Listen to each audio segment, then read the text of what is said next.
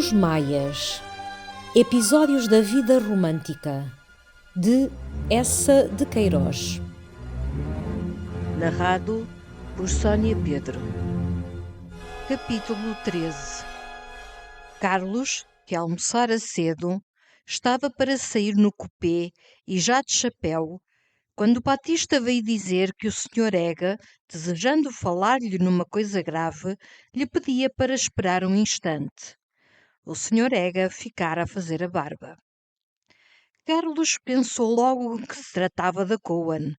Havia 2 semanas que ela chegara a Lisboa, Ega ainda a não vira, e falava dela raramente.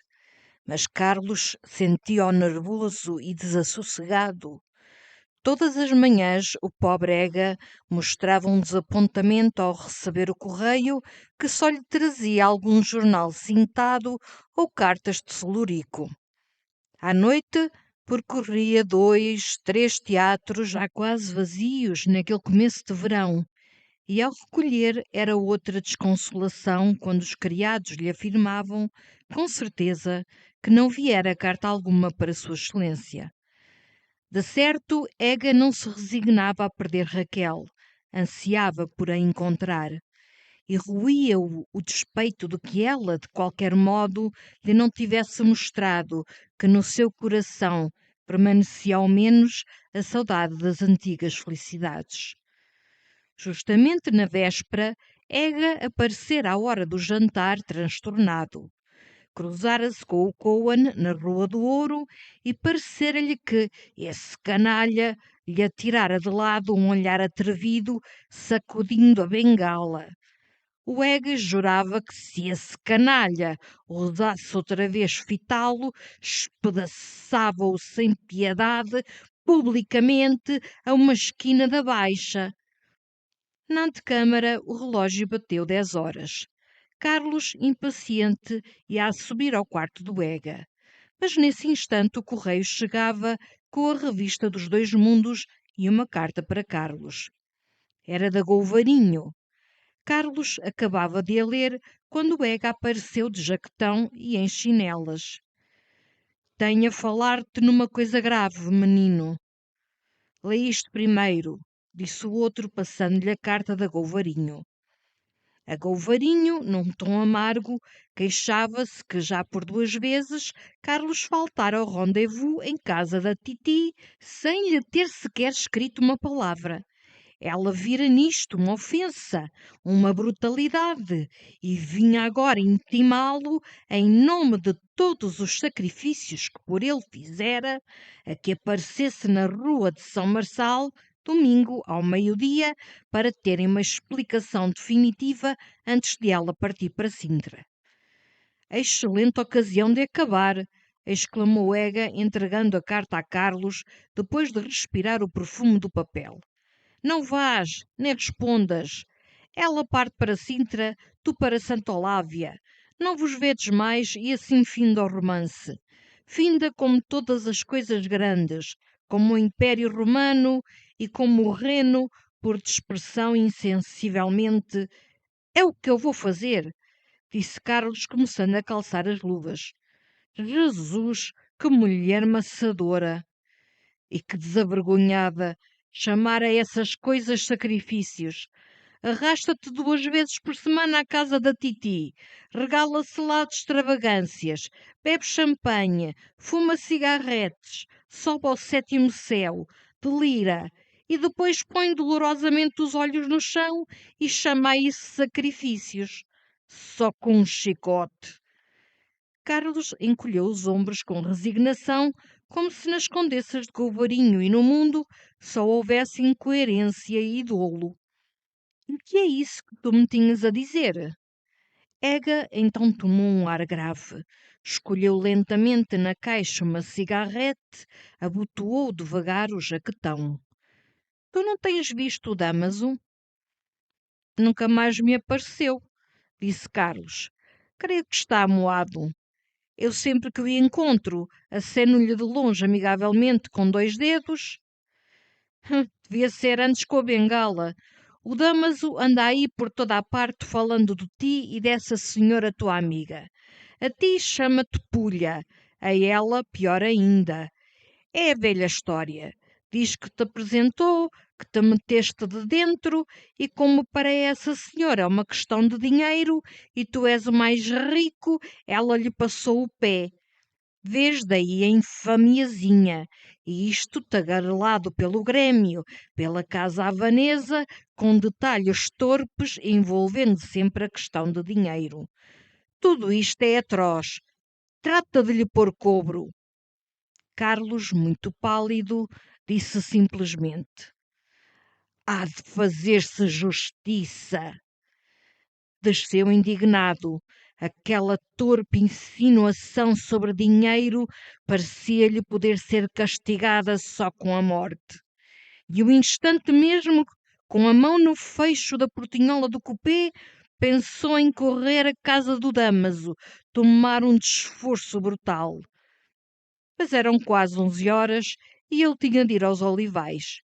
No dia seguinte, sábado, dia belo entre todos e solene para o seu coração, Maria Eduarda devia enfim visitar a quinta do Craft e ficara combinado na véspera que passariam lá as horas do calor até tarde, sós, naquela casa solitária e sem criados, escondida entre as árvores. Ele pedira-lhe assim, hesitante e a tremer. Ela consentira logo, sorrindo e naturalmente. Nessa manhã, ele mandara aos Olivais 2 criados para arejar as salas, espanejar, encher tudo de flores. Agora ia lá, como um devoto, ver se estava bem enfeitado o sacrário da sua deusa. E era através destes deliciosos cuidados em plena ventura que lhe aparecia outra vez, suja e empanando o brilho do seu amor, a tagarelice do Damaso. Até aos Olivais não cessou de arruinar coisas vagas e violentas que faria para aniquilar o Damaso.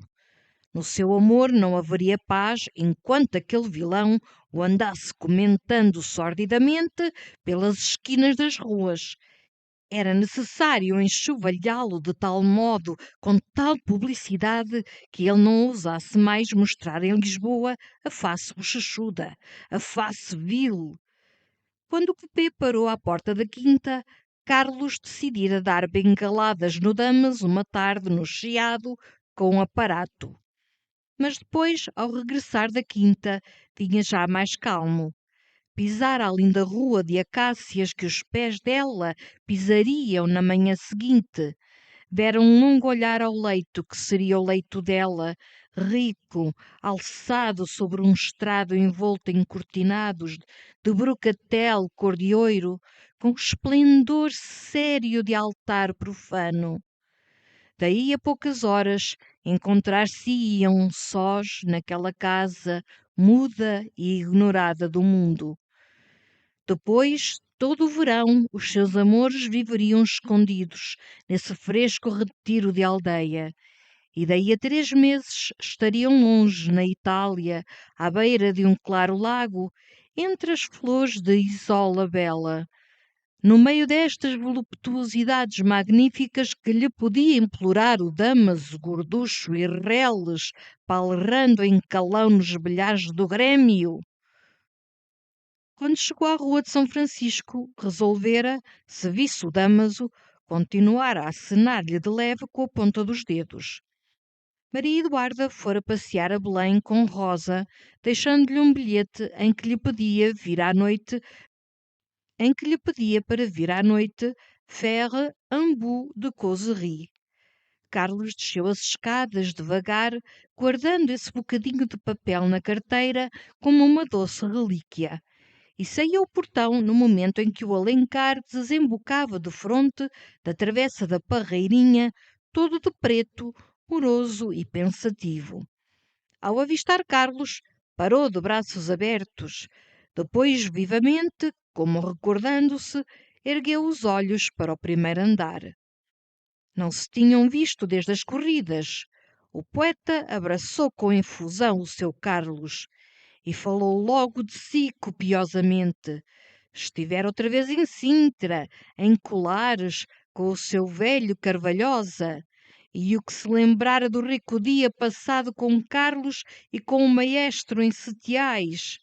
Sintra, uma beleza. Ele, um pouco constipado, e apesar da companhia do Carvalhosa, tão erudito e tão profundo, apesar da excelente música da mulher, da Julinha, que para ele era como uma irmã, tinha-se aborrecido. Questão de velhice. Com efeito, disse Carlos, pareces-me um pouco murcho. Falta-te o teu ar aureolado. O poeta encolheu os ombros.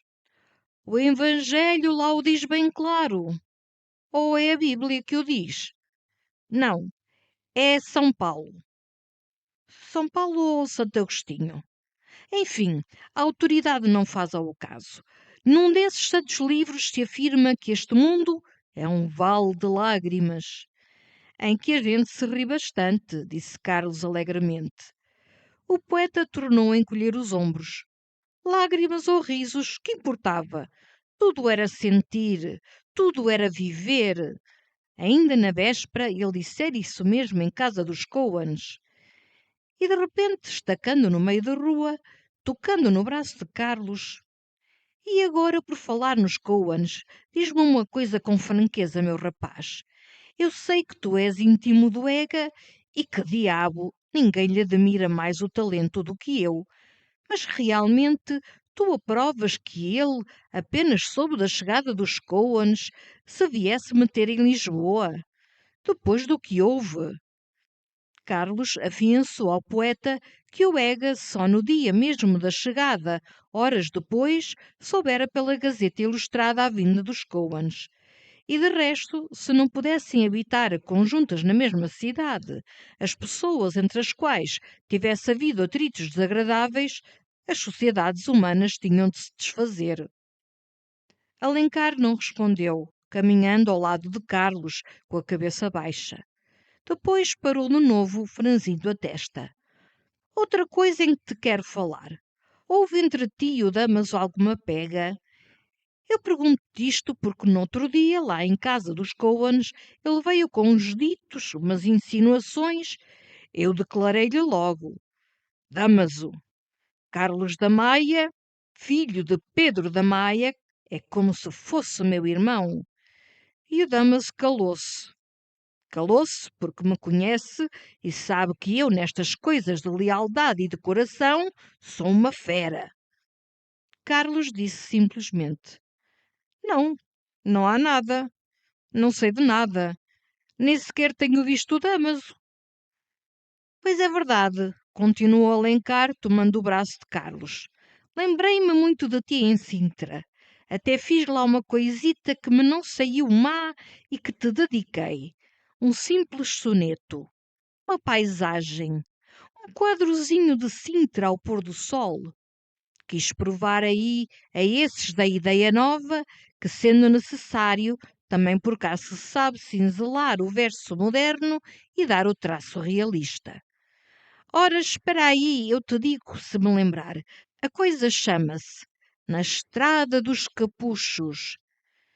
Tinham parado à esquina do Seixas, e o poeta tossira já de leve antes de recitar, quando justamente lhe apareceu o Ega vindo de baixo, vestido de campo, com uma bela rosa branca no jaquetão de flanela azul. Alencar e ele não se encontravam desde a fatal soirée dos Coens, e ao passo que o Ega conservava um ressentimento feroz contra o poeta, vendo nele o inventor dessa pérfida lenda da carta obscena, Alencar odiava-o pela certeza secreta de que ele fora o amante amado da sua divina Raquel. Ambos se fizeram pálidos. O aperto de mão que deram foi incerto e regelado, e ficaram calados todos três, enquanto Ega, nervoso, levava uma eternidade a acender o charuto no lume de Carlos. Mas foi ele que falou por entre uma fumaça, afetando uma superioridade amável. Acho-te com boa cor, Alencar. O poeta foi amável também, um pouco de alto, passando os dedos no bigode. Sandando, e tu que fazes? Quando nos dás essas memórias, homem? Estou à espera que o país aprenda a ler. Ah, tens que esperar. Pede ao teu amigo Gouvarinho que te apresse isso. Ele ocupa-se da instrução pública. Olha, ali o tens tu, grave e oco como uma coluna do Diário do Governo. O poeta apontava com a bengala para o outro lado da rua, por onde o Gouvarinho descia muito devagar a conversar com o Cohen. E ao lado deles, de chapéu branco, de colete branco, o Damaso deitava olhares pelo chiado, risonho, ovante, barrigudo, como um conquistador nos seus domínios. Já aquele arzinho gordo de tranquilo triunfo irritou Carlos. Mas quando o Damaso parou de fronte no outro passeio, todo de costas para ele, ostentando rir alto com o Gouvarinho, não se conteve, atravessou a rua. Foi breve e foi cruel. Sacudiu a mão do Gouvarinho, saudou de leve o Cohen e, sem baixar a voz, disse ao Damaso friamente: Ouve lá, se continuas a falar de mim e de pessoas das minhas relações do modo como tens falado e que não me convém, arranco-te as orelhas. O conde acudiu metendo-se entre eles. Maia, por quem é? Aqui no chiado. Não é nada, Gouvarinho, disse Carlos, detendo muito sério e muito sereno. "Ah, eu não quero questões, eu não quero questões", balbuciou o Damaso lívido, enfiando para dentro de uma tabacaria. E Carlos voltou com sossego para junto dos seus amigos, depois de ter saudado Cohen e sacudir a mão ao Gouvarinho. Vinha apenas um pouco pálido. Mais perturbado estava o Ega, que julgara ver de novo, num olhar do Cohen, uma provocação intolerável. Só o Alencar não reparara em nada. Continuava a discursar sobre coisas literárias, explicando ao Ega as concessões que se podiam fazer ao naturalismo. Fiquei aqui a dizer ao Ega: é evidente que, quando se trata de paisagem, é necessário copiar a realidade. Não se pode descrever um castanheiro a priori como se descreveria uma alma. E lá isso faço eu. Aí está esse soneto de Sintra que eu te dediquei, Carlos. É realista, está claro que é realista. Pudera, se é paisagem, ora, eu vou-lo digo. Ia justamente dizê-lo quando tu apareceste, Ega. Mas vejam lá vocês se isto os maça. Qual maçava? E até para o escutarem melhor, penetraram na rua de São Francisco, mais silenciosa. Aí, dando um passo lento, depois outro, o poeta murmurou a sua écloga. Era em Sintra, ao pôr do sol. Uma inglesa de cabelos soltos, toda de branco, desce num burrinho por uma vereda que domina um vale. As aves cantam de leve. Há borboletas em torno das madressilvas. Então a inglesa para, deixa o burrinho, olha enlevado ao céu os arvoredos, a paz das casas. E aí, no último terceto, vinha a nota realista de que se ufanava o Alencar. Ela olha a flor dormente, a nuvem casta, enquanto o fumo dos casais se eleva e ao lado do burro, pensativo, pasta. Aí têm vocês o traço, a nota naturalista. E ao lado o burro, pensativo, pasta. Eis aí a realidade. Está-se a ver o burro pensativo. Não há nada mais pensativo que um burro. E são estas pequeninas coisas da natureza que é necessário observar. Já veem vocês que se pode fazer realismo e do bom sem vir logo com obscenidades. Vocês que lhes parece o sonetito? Ambos o elogiaram profundamente. Carlos, arrependido de não ter completado a humilhação do Damaso, dando-lhe bengaladas. Ega, pensando que, de certo, numa dessas tardes, no chiado, teria de esbofetear o Cohen. Como eles recolhiam ao ramalhete, Alencar, já desanuviado, foi acompanhá-los pelo aterro. E falou sempre contando o plano de um romance histórico em que ele queria pintar a grande figura de Afonso de Albuquerque, mas por um lado mais humano, mais íntimo. Afonso de Albuquerque namorado. Afonso de Albuquerque só, de noite, na popa do seu galeão, diante de Ormuz incendiada, beijando uma flor seca entre soluços. Alencar achava isto sublime. Depois de jantar, Carlos vestia-se para ir à Rua de São Francisco, quando o Batista veio dizer que o Sr. Teles da Gama lhe desejava falar com urgência. Não o querendo receber ali em mangas de camisa, mandou-o entrar para o gabinete escarlate e preto. E veio daí a um instante encontrar Teles da Gama, admirando as belas faianças holandesas.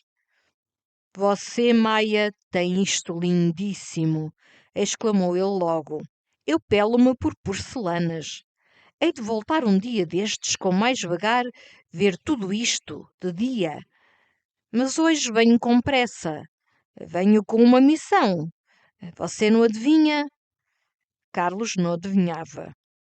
E o outro, recuando um passo, com uma gravidade em que transparecia um sorriso. Eu venho aqui perguntar-lhe, da parte do Damaso, se você hoje, naquilo que lhe disse, tinha intenção de o ofender. É só isto. A minha missão é apenas esta: perguntar-lhe se você tinha intenção de o ofender. Carlos olhou-o muito sério. O quê? Se tinha intenção de ofender o Damaso quando o ameacei de lhe arrancar as orelhas? De modo nenhum. Tinha só a intenção de lhe arrancar as orelhas. Teles da Gama saudou rasgadamente. Foi isso mesmo que eu respondi ao Damaso, que você não tinha senão essa intenção. Em todo o caso, desde este momento, a minha missão está finda. Como você tem isto bonito! Que é aquele prato grande? Majólica? Não, é um velho Nevers. Veja você ao pé. É Tétis conduzindo as armas de Aquiles. É esplêndido e é muito raro. Veja você esse Delft com as duas tulipas amarelas. É um encanto. Teles da Gama dava um olhar lento a todas estas preciosidades, tomando o chapéu de sobre o sofá. Lindíssimo tudo isto! Então, só a intenção de lhe arrancar as orelhas. Nenhuma de o ofender? Nenhuma de o ofender. Toda de lhe arrancar as orelhas. Fume você um charuto? Não, obrigado. Cálice de conhaque? Não. Abstenção total de bebidas e aguardentes. Adeus, meu bom Teles. Ao outro dia, por uma radiante manhã de julho, Carlos saltava do cupê com um molho de chaves diante do portão da quinta do Craft. Maria Eduarda devia chegar às 10 horas só, na sua carruagem da companhia. O hortelão, dispensado por 2 dias, fora à Vila Franca. Não havia ainda criados na casa. As janelas estavam fechadas. E pesava ali, envolvendo a estrada e a vivenda, um desses altos e graves silêncios de aldeia em que se sente, dormente no ar, o zumbir dos moscardos. Logo depois do portão, penetrava-se numa fresca rua de acácias, onde cheirava bem. A um lado, por entre a ramagem, aparecia o quiosque com teto de madeira pintado de vermelho, que fora o capricho de Kraft e que ele mobilara à japonesa. E ao fundo era a casa, caiada de novo, com janelas de peitoril, persianas verdes e a portinha ao centro sobre 3 degraus, flanqueados por vasos de louça azul cheios de cravos. Só o meter a chave devagar e com uma inútil cautela na fechadura daquela morada discreta foi para Carlos um prazer. Abriu as janelas e a larga luz que entrava pareceu-lhe trazer uma doçura rara e uma alegria maior que as dos outros dias, como preparada especialmente pelo bom Deus para alumiar a festa do seu coração. Correu logo à sala de jantar a verificar se na mesa posta para o lanche se conservavam ainda viçosas as flores que lá deixara na véspera. Depois voltou ao cupê a tirar o caixote de gelo que trouxera de Lisboa, embrulhado em flanela entre serradura. Na estrada, silenciosa por ora, ia só passando uma saloia montada na sua égua. Mas apenas acomodar ao gelo, sentiu fora o ruído lento da carruagem. Veio para o gabinete forrado de cretones que abria sobre o corredor e ficou ali espreitando da porta, mas escondido por causa do cocheiro da companhia. Daí a um instante viu-a enfim chegar pela rua de acácias, alta e bela, vestida de preto e com um meio véu espesso como uma máscara. Os seus pezinhos subiram os 3 degraus de pedra. Ele sentiu a sua voz inquieta perguntar de leve: "Êtes-vous là?" Apareceu e ficaram um instante à porta do gabinete, apertando sofregamente as mãos sem falar, comovidos, deslumbrados. "Que linda manhã!" disse ela por fim, rindo e toda vermelha. "Linda manhã, linda!" repetia Carlos, contemplando-a enluvado. Maria Eduarda resvalara sobre uma cadeira junto da porta, num cansaço delicioso, deixando calmar o alvoroço do seu coração. "É muito confortável, é encantador tudo isto", dizia ela, olhando lentamente em redor os cretones do gabinete, o divã turco coberto com um tapete de brousse, a estante envidraçada cheia de livros. "Vou ficar aqui adoravelmente." "Mas ainda nem lhe agradeci o ter vindo", murmurou Carlos, esquecido a olhar para ela. "Ainda nem lhe beijei a mão." Maria Eduarda começou a tirar o véu, depois as luvas, falando da estrada. Achara-a longa, fatigante, mas que lhe importava. Apenas se acomodasse naquele fresco ninho, nunca mais voltava a Lisboa. Atirou o chapéu para cima do divã, ergueu-se toda alegre e luminosa. "Vamos ver a casa. Estou morta por ver essas maravilhas do seu amigo Kraft." "É Kraft que se chama?" "Kraft quer dizer indústria." "Mas ainda nem sequer lhe beijei a mão", tornou Carlos sorrindo e suplicante. Ela estendeu-lhe os lábios e ficou presa nos seus braços. E Carlos, beijando-lhe devagar os olhos, o cabelo, dizia-lhe quanto era feliz e quanto a sentia agora mais sua entre estes velhos muros de quinta que a separavam do resto do mundo. Ela deixava-se beijar, séria e grave. "E é verdade isso? É realmente verdade?" Se era verdade. Carlos teve um suspiro quase triste. Que lhe hei de eu responder? Tenho de lhe repetir essa coisa antiga que já Hamlet disse? Que duvida de tudo, que duvida do sol, mas que não duvida de mim. Maria Eduarda desprendeu-se lentamente e perturbada. "Vamos ver a casa", disse ela. Começaram pelo segundo andar. A escada era escura e feia, mas os quartos em cima, alegres, esteirados de novo, forrados de papéis claros, abriam sobre o rio e sobre os campos. "Os seus aposentos", disse Carlos, "hão de ser embaixo, está visto, entre as coisas ricas. Mas Rosa e Miss Sarah ficam aqui esplendidamente, não lhe parece?" E ela percorria os quartos devagar, examinando a acomodação dos armários, palpando a elasticidade dos colchões, atenta, cuidadosa, toda no desvelo de alojar bem a sua gente. Por vezes mesmo exigia uma alteração. E era realmente como se aquele homem que a seguia, enternecido e radiante, fosse apenas um velho senhorio. O quarto com as 2 janelas, ao fundo do corredor, seria o melhor para Rosa. Mas a pequena não pode dormir naquele enorme leito de pau preto. Muda-se. Sim, pode mudar-se. E falta uma sala larga para ela brincar às horas do calor. Se não houvesse o tabique entre os 2 quartos pequenos, deita-se abaixo. Ele esfregava as mãos encantado, pronto a refundir toda a casa, e ela não recusava nada para conforto mais perfeito dos seus. Desceram à sala de jantar, e aí, diante da famosa chaminé de carvalho lavrado, flanqueada à maneira de cariátides pelas 2 negras figuras de núbios, com os olhos rutilantes de cristal, Maria Eduarda começou a achar o gosto do Kraft excêntrico, quase exótico. Também Carlos não lhe dizia que Kraft tivesse o gosto correto de um ateniense. Era um saxónio batido de um raio de sol meridional, mas havia muito talento na sua excentricidade. Oh, a vista é que é deliciosa! Exclamou ela, chegando-se à janela. Junto do peitoril crescia um pé de margaridas e ao lado outro de baunilha que perfumava o ar. Adiante estendia-se um tapete de relva mal aparada, um pouco amarelada já pelo calor de julho.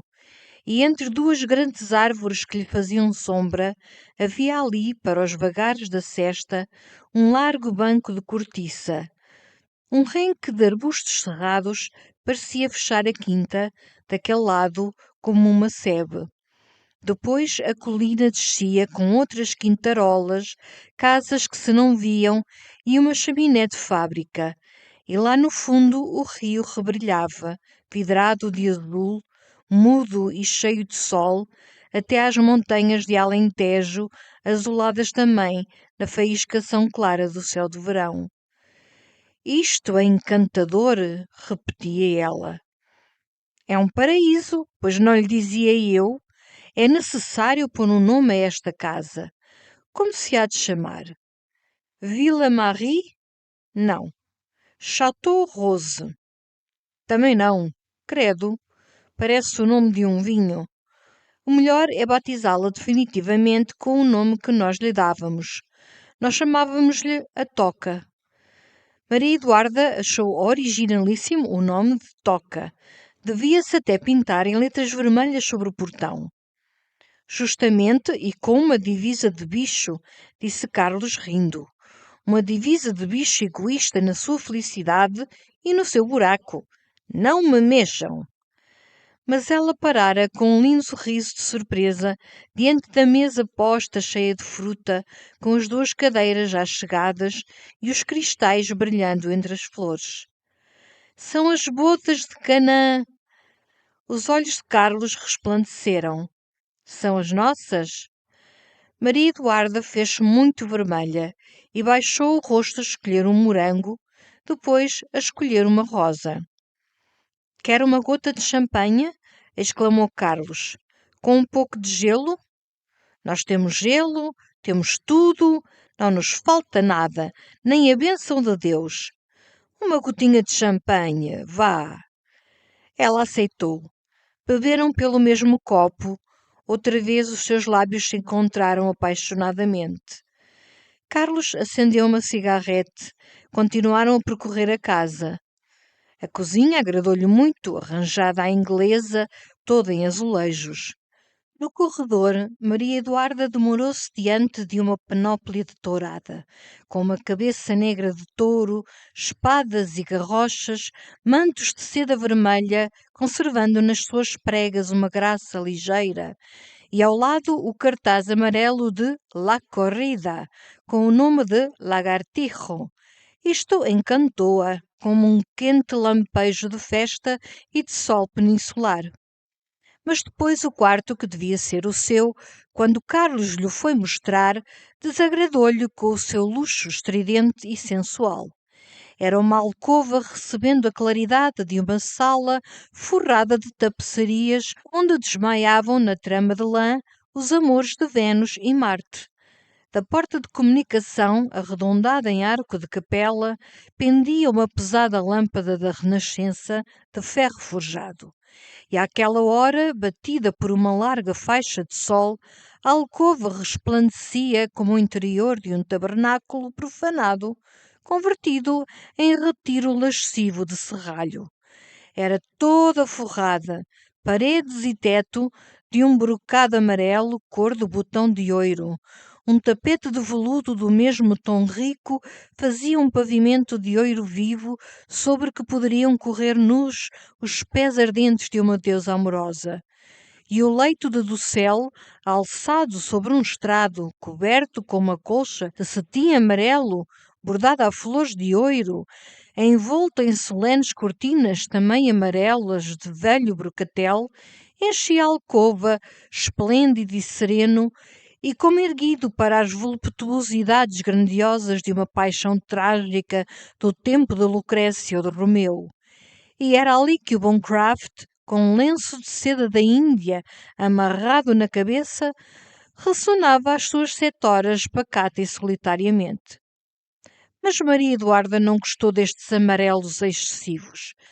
Depois impressionou-se ao reparar num painel antigo, defumado, ressaltando em negro do fundo de todo aquele loiro, onde apenas se distinguia uma cabeça degolada, lívida, gelada no seu sangue, dentro de um prato de cobre.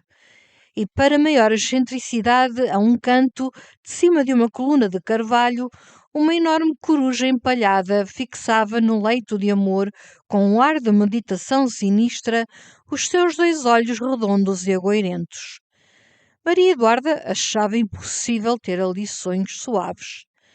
Carlos agarrou logo na coluna e no mocho, atirou-os para um canto do corredor e propôs-lhe mudar aqueles brocados, forrar a alcova de cetim cor-de-rosa e risonho.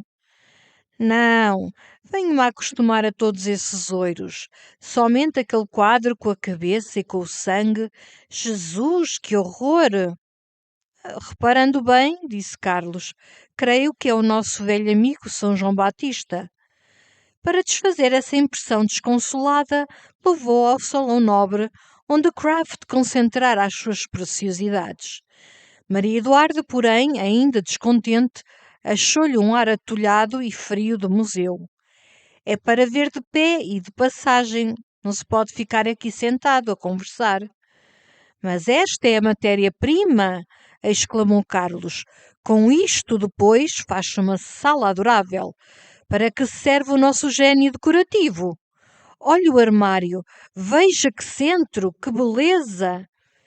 Enchendo quase a parede do fundo, o famoso armário, o móvel divino do Kraft, obra de talha do tempo da Liga Hanseática, luxuoso e sombrio, tinha uma majestade arquitetural. Na base, 4 guerreiros armados como Marte flanqueavam as portas, mostrando cada um em baixo relevo o assalto de uma cidade ou as tendas de um acampamento.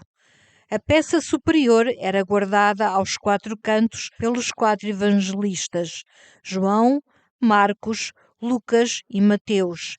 Imagens rígidas, envolvidas nessas roupagens violentas que um vento de profecia parece agitar. Depois, na cornija, erguia-se um troféu agrícola com molhos de espigas, foices, cachos de uvas e rabiças de arados. E à sombra destas coisas de labor e fartura, 2 faunos recostados em simetria, indiferentes aos heróis e aos santos, tocavam num desafio bucólico a frauta de 4 tubos. Então, hein? Dizia Carlos. Que móvel! É todo um poema da Renascença, faunos e apóstolos, guerras e geórgicas, que se pode meter dentro deste armário. Eu, se tivesse cartas suas, era aqui que eu as depositava, como num altar-mor. Ela não respondeu, sorrindo, caminhando devagar entre essas coisas do passado, de uma beleza fria, e exalando a indefinida tristeza de um luxo morto. Finos móveis da Renascença italiana, exibindo os seus palácios de mármore, com embutidos de cornalina e ágata, que punham um brilho suave de joia sob a negrura dos ébanos ou o cetim das madeiras cor-de-rosa. Cofres nupciais, longos como baús, onde se guardavam os presentes dos papas e dos príncipes, pintados a púrpura e ouro, com graças de miniatura. Contadores espanhóis empertigados, revestidos de ferro brunido e de veludo vermelho, e com interiores misteriosos em forma de capela, cheios de nichos, de claustros de tartaruga. Aqui e além, sobre a pintura verde escura das paredes, resplandecia uma colcha de cetim toda recamada de flores e de aves de ouro. Ou sobre um bocado de tapete do Oriente, de tons severos, com versículos do Alcorão, desdobrava-se a pastoral gentil de um minuete em citera sobre a seda de um leque aberto. Maria Eduarda terminou por se sentar, cansada, numa poltrona Luís XV, ampla e nobre, feita para a majestade das anquinhas, recoberta de tapeçarias de Beauvais, de onde parecia exalar-se ainda um vago aroma de empoado.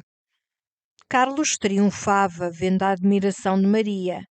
Então ainda considerava uma extravagância aquela compra, feita num rasgo de entusiasmo. Não, há aqui coisas adoráveis. Nem eu sei se me atreveria a viver uma vida pacata de aldeia no meio de todas estas raridades. Não diga isso, exclamava Carlos rindo, que eu pego fogo a tudo. Mas o que lhe agradou mais foram as belas faianças, toda uma arte imortal e frágil, espalhada por sobre o mármore das consoles. Uma sobretudo atraiu-a, uma esplêndida taça persa de desenho raro, com um renque de negros ciprestes, cada um abrigando uma flor de cor viva. E aquilo fazia lembrar breves sorrisos, reaparecendo entre longas tristezas. Depois eram as aparatosas majólicas de tons estridentes e desencontrados, cheias de grandes personagens. Carlos V passando Elba, Alexandre coroando Roxane, os lindos Nevers, ingênuos e sérios, os Marselhas, onde se abre voluptuosamente, como uma nudez que se mostra, uma grossa rosa vermelha. Os Derby, com as suas rendas de ouro sobre o azul ferrete de céu tropical, os Wedgwood, cor de leite e cor-de-rosa, com transparências fugitivas de concha na água. Só um instante mais, exclamou Carlos, vendo-a outra vez sentar-se. É necessário saudar o gênio tutelar da casa. Era ao centro, sobre uma larga pianha, um ídolo japonês de bronze, um deus bestial, nu, pelado, obeso, de papeira, faceto e banhado de riso, com o ventre ovante, distendido na indigestão de todo o universo, e duas perninhas bambas, moles e flácidas, como as peles mortas de um feto. E este monstro triunfava, enganchado sobre um animal fabuloso, de pés humanos, que dobrava para a terra o pescoço submisso, mostrando no focinho e no olho oblíquo todo o surdo ressentimento da sua humilhação. E pensarmos, dizia Carlos, que gerações inteiras vieram ajoelhar-se diante deste ratão, rezar-lhe, beijar-lhe o umbigo, oferecer-lhe riquezas, morrer por ele. O amor que se tem por um monstro, disse Maria, é mais meritório, não é verdade? Por isso, não acha talvez meritório o amor que se tem por si? Sentaram-se ao pé da janela, num divã baixo e largo, cheio de almofadas, cercado por um biombo de seda branca, que fazia entre aquele luxo do passado um fofo recanto de conforto moderno. E como ela se queixava um pouco de calor, Carlos abriu a janela. Junto do peitoril crescia também um grande pé de margaridas. Adiante, num velho vaso de pedra pousado sobre a relva, vermelhejava a flor de um cato, e dos ramos de uma nogueira caía uma fina frescura. Maria Eduarda veio encostar-se à janela. Carlos seguiu-a, e ficaram ali juntos, calados, profundamente felizes, penetrados pela doçura daquela solidão. Um pássaro cantou de leve no ramo da árvore, depois calou-se. Ela quis saber o nome de uma povoação que branquejava ao longe, ao sol, na colina azulada. Carlos não se lembrava. Depois, brincando, colheu uma margarida para a interrogar. Elle m'aime un peu beaucoup. Ela arrancou-lhe das mãos. Para que precisa perguntar às flores? Porque ainda não me disse claramente, absolutamente, como eu quero que me diga. Abraçou-a pela cinta. Sorriam um ao outro. Então Carlos, com os olhos mergulhados nos dela, disse-lhe baixinho e implorando: Ainda não vimos a saleta de banho. Maria Eduarda deixou-se levar assim, enlaçada pelo salão, depois através da sala de tapeçarias, onde Marte e Vênus se amavam entre os bosques. Os banhos eram ao lado, com um pavimento de azulejo, avivado por um velho tapete vermelho de caramânia. Ele, tendo-a sempre abraçada, pousou-lhe no pescoço um beijo longo e lento. Ela abandonou-se mais. Os seus olhos cerraram-se, pesados e vencidos. Penetraram na alcova quente e cor de ouro. Carlos, ao passar, desprendeu as cortinas do arco de capela, feitas de uma seda leve que coava para dentro uma claridade loira. E um instante ficaram imóveis, sós, enfim, desatado o abraço, sem se tocarem, como suspensos e sufocados pela abundância da sua felicidade. Aquela horrível cabeça! Murmurou ela. Carlos arrancou a coberta do leito, escondeu a tela sinistra, e então todo o rumor se extinguiu. A solitária casa ficou adormecida entre as árvores, numa demorada sesta, sob a calma de julho. Os anos de Afonso da Maia foram justamente no dia seguinte, domingo. Quase todos os amigos da casa tinham jantado no ramalhete e tomara-se o café no escritório de Afonso, onde as janelas se conservavam abertas.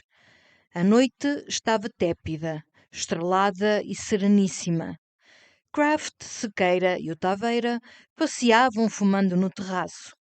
Ao canto de um sofá, Gruges escutava religiosamente Steinbrocken, que lhe contava com gravidade os progressos da música na Finlândia. E em redor de Afonso, estendido na sua velha poltrona de cachimbo na mão, falava-se do campo. Ao jantar, Afonso anunciara a intenção de ir visitar para o meado do mês as velhas árvores de Santa Olávia e combinara-se logo uma grande romaria de amizade às margens do Douro. Kraft e Sequeira acompanhavam Afonso. O Marquês prometera uma visita para agosto na companhia melodiosa, dizia ele, do amigo Steinbrocken. Dom Diogo hesitava com receio da longa jornada, da umidade da aldeia. E agora tratava-se de persuadir Ega a ir também com Carlos, quando Carlos acabasse, enfim, de reunir esses materiais do seu livro que o retinham em Lisboa, à banca do labor. Mas o Ega resistia. O campo, dizia ele, era bom para os selvagens.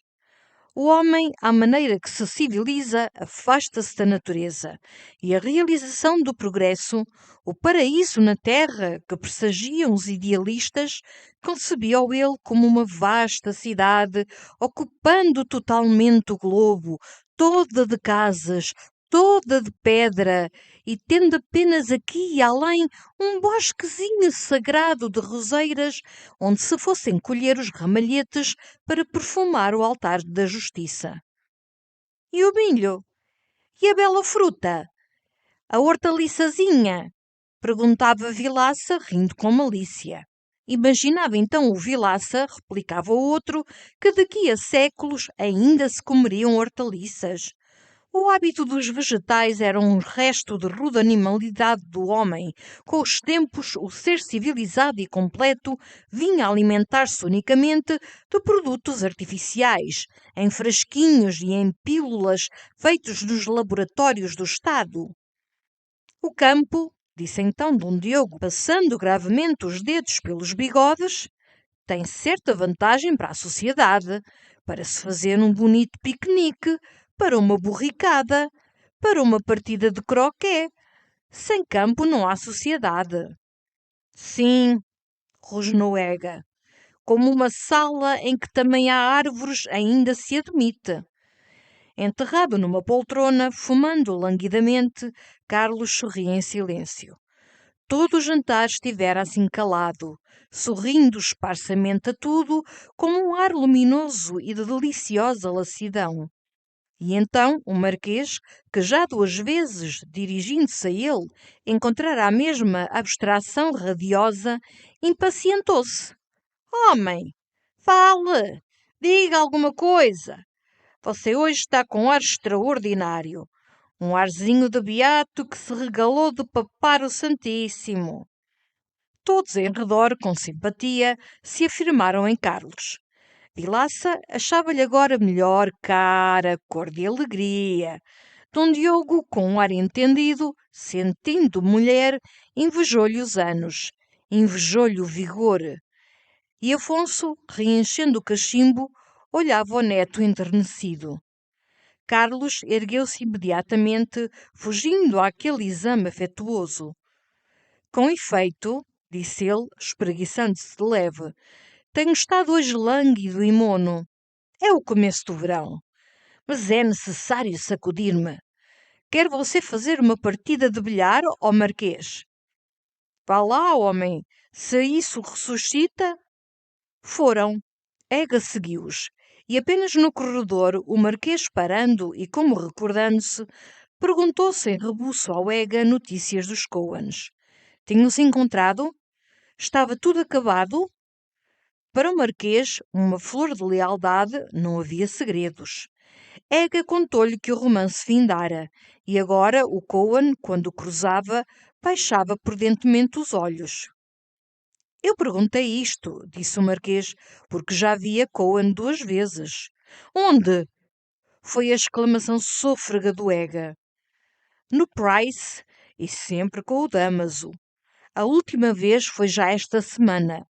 E lá estava Damaso, muito chegadinho, palrando muito. Depois veio sentar-se um bocado ao pé de mim e sempre de olho nela. E ela de lá, com aquele ar de lambisgoia, de luneta nele. Não havia que duvidar, era um namoro. Aquele Coen é um predestinado. Ega fez-se lívido, torceu nervosamente o bigode, terminou por dizer: o Damaso é muito íntimo deles, mas talvez se atire, não duvido.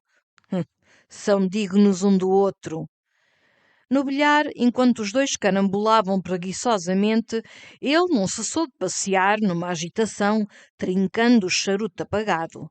De repente, estacou em frente do Marquês com os olhos chamejantes. Quando é que você o viu ultimamente no Price, essa torpe filha de Israel? Terça-feira, creio eu.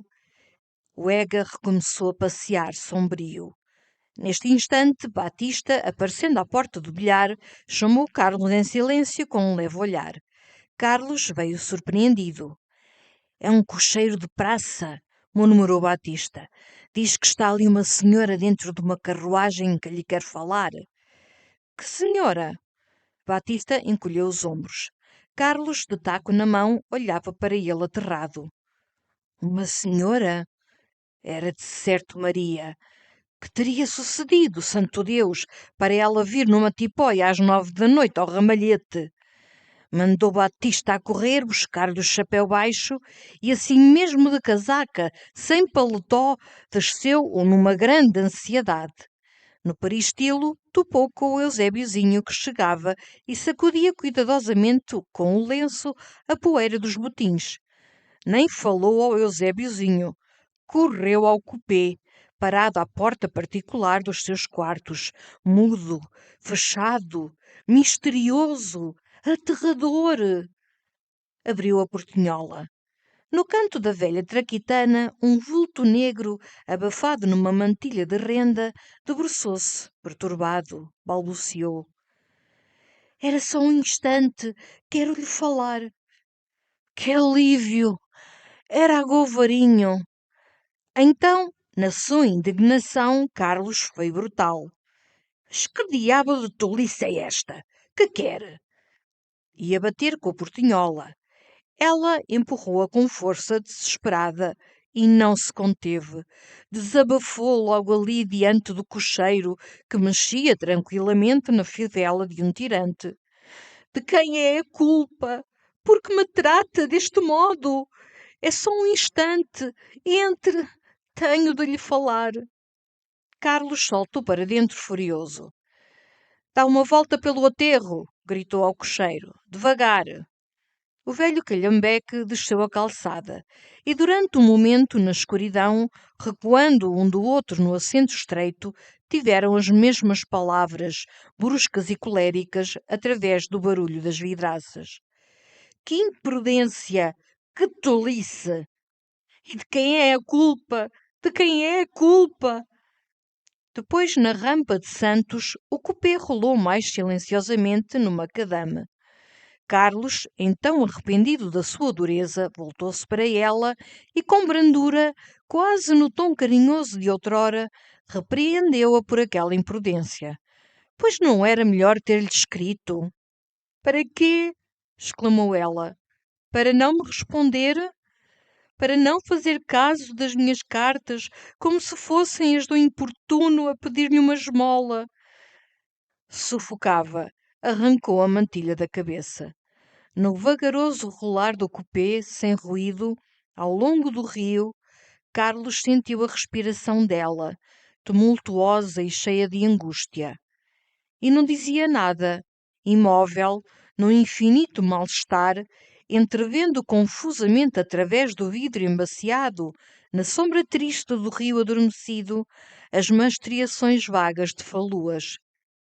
A parelha parecia ir adormecendo, e as queixas dela desenrolavam-se, profundas, mordentes, repassadas de amargura. Peço-lhe que venha a Santa Isabel. Não vem. Escrevo-lhe, não me responde. Quero ter uma explicação franca consigo. Não aparece. Nada. Nem um bilhete, nem uma palavra, nem um aceno. Um desprezo brutal. Um desprezo grosseiro. Eu nem devia ter vindo, mas não pude, não pude. Quis saber o que lhe tinha feito. O que é isto que lhe fiz eu? Carlos percebia os olhos dela, faiscantes sob a névoa de lágrimas retidas, suplicando e procurando os seus, e sem coragem sequer de a fitar, murmurou torturado. Realmente, minha amiga, as coisas falam bem por si. Não são necessárias explicações. São. É necessário saber se isto é uma coisa passageira, um amuo, ou se é uma coisa definitiva, um rompimento. Ele agitava-se no seu canto, sem achar uma maneira suave, afetuosa ainda, de lhe dizer que todo o seu desejo dela findara. Terminou por afirmar que não era um amuo. Os seus sentimentos tinham sido sempre elevados. Não cairia agora na pieguice de ter um amuo. Então é um rompimento. Não, também não. Rompimento absoluto para sempre não. Então é um amuo? Porquê? Carlos não respondeu. Ela, perdida, sacudiu pelo braço. Mas fale! Diga alguma coisa, santo Deus! Não seja cobarde. Tenha a coragem de dizer o que é. Sim, ela tinha razão. Era uma cobardia. Era uma indignidade continuar ali gosmente, dissimulando na sombra, a balbuciar coisas mesquinhas. Quis ser claro. Quis ser forte. Pois bem, aí está. Eu entendi que as nossas relações deviam ser alteradas. E, outra vez, hesitou. A verdade amoleceu-lhe nos lábios, sentindo aquela mulher ao seu lado a tremer de agonia. Alteradas, quero dizer, podíamos transformar um capricho apaixonado que não podia durar numa amizade agradável e mais nobre. E pouco a pouco as palavras voltavam-lhe fáceis, hábeis, persuasivas, através do rumor lento das rodas. Onde os podia levar aquela ligação? Ao resultado costumado, a que um dia se descobrisse tudo e o seu belo romance acabasse no escândalo e na vergonha, ou a que, envolvendo-os por muito tempo o segredo, ele viesse a descair na banalidade de uma união quase conjugal, sem interesse e sem requinte. De resto, era certo que, continuando a encontrarem-se aqui em Sintra, noutros sítios, a sociedadezinha curiosa e mexeriqueira viria a perceber a sua afeição. E havia, por acaso, nada mais horroroso para quem tem orgulho e delicadeza de alma do que os amores que todo o público conhece, até os cocheiros de praça? Não. O bom senso, o bom gosto mesmo, tudo indicava a necessidade de uma separação. Ela mesmo mais tarde lhe seria grata. De certo, esta primeira interrupção de um hábito doce era desagradável, e ele estava bem longe de se sentir feliz. Fora por isso que não tivera a coragem de lhe escrever. Enfim, deviam ser fortes e não se verem, pelo menos, durante alguns meses. Depois, pouco a pouco, o que era capricho frágil, cheio de inquietação, tornar-se-ia uma boa amizade, bem segura e bem duradoura. Calou-se e então, no silêncio, sentiu que ela, caída para o canto do coupé, como uma coisa miserável e meio morta, encolhida no seu véu, estava chorando baixo. Foi um momento intolerável. Ela chorava sem violência, mansamente, com um choro lento que parecia não dever findar. E Carlos só achava esta palavra banal e desenxabida. Que tolice! Que tolice! Vinham rodando ao comprido das casas por diante da fábrica do gás. Um americano passou alumiado com senhoras vestidas de claro. Naquela noite de verão e de estrelas, havia gente vagueando tranquilamente entre as árvores. Ela continuava a chorar. Aquele pranto triste, lento, correndo a seu lado, começou a comovê-lo. E, ao mesmo tempo, quase lhe queria mal por ela não reter essas lágrimas infindáveis que laceravam o seu coração. E ele, que estava tão tranquilo no ramalhete, na sua poltrona, sorrindo a tudo numa deliciosa lassidão. Tomou-lhe a mão, querendo calmá-la, apiedado e já impaciente. Realmente tem razão. É absurdo. Tudo isto é para seu bem. Ela teve, enfim, um movimento. Enxugou os olhos, assoou-se doloridamente por entre os seus longos soluços.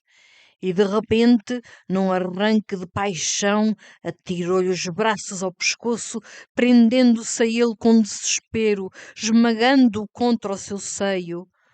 Oh, meu amor, não me deixes, não me deixes. Se tu soubesses, és a única felicidade que eu tenho na vida.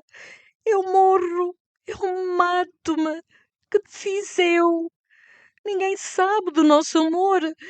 E que soubesse, por ti sacrifico tudo, vida, honra, tudo, tudo.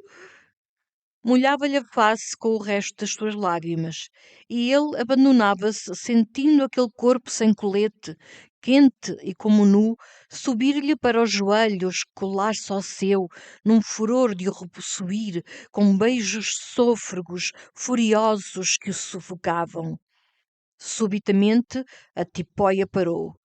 E em um momento ficaram assim, Carlos imóvel, ela caída sobre ele e arquejando. Mas a tipóia não continuava.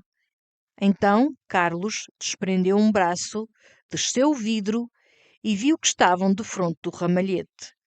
O homem, obedecendo à ordem, dera a volta pelo aterro, devagar, subir à rampa, retroceder à porta da casa. Durante um instante, Carlos teve a tentação de descer, acabar ali bruscamente aquele longo tormento, mas pareceu-lhe uma brutalidade. E, desesperado, detestando-a, berrou ao cocheiro. Outra vez ao aterro! Anda sempre! A tipóia deu, na rua estreita, uma volta resignada. Tornou a rolar. De novo, as pedras da calçada fizeram tilintar os vidros. De novo, mais suavemente, desceram a rampa de Santos. Ela recomeçara os seus beijos, mas tinham perdido a chama que um instante os fizera quase irresistíveis. Agora Carlos sentia só uma fadiga, um desejo infinito de voltar ao seu quarto, ao repouso do que ela o arrancara para o torturar com estas recriminações, estes ardores de entre lágrimas. E de repente, enquanto a condessa balbuciava como tonta, pendurada no seu pescoço, ele viu surgir na alma viva e resplandecente a imagem de Maria Eduarda, tranquila àquela hora, na sua sala de repos vermelho, fazendo serão, confiando nele, pensando nele, relembrando as felicidades da véspera, quando a toca, cheia dos seus amores, dormia branca entre as árvores. Teve então horror a Golvarinho, brutalmente, sem piedade, repeliu-a para o canto do cupê. Basta! Tudo isto é absurdo. As nossas relações estão acabadas e não temos mais nada que nos dizer. Ela ficou um instante como atordoada. Depois estremeceu. Teve um riso nervoso. Repeliu-o também freneticamente, pisando-lhe o braço. Pois bem, vai, deixa-me, vai para a outra, para a brasileira. Eu conheço-a, é uma aventureira que tem um marido arruinado e precisa quem lhe pague as modistas. Ele voltou-se com os punhos fechados como para a espancar e, na tipóia escura, onde já havia um vago cheiro de verbena, os olhos de ambos, sem se verem, dardejavam o ódio que os enchia. Carlos bateu raivosamente no vidro. A tipóia não parou e a Golvarinho do outro lado, furiosa, magoando os dedos, procurava descer a vidraça. É melhor que saia, dizia ela sufocada. Tenho horror de me achar aqui ao seu lado. Tenho horror. Cocheiro! Cocheiro! O canhabeque parou. Carlos pulou para fora, fechou de estalo a portinhola e, sem uma palavra, sem erguer o chapéu, virou costas, abalou a grandes passadas para o ramalhete, trêmulo ainda, cheio de ideias de rancor sob a paz da noite estrelada.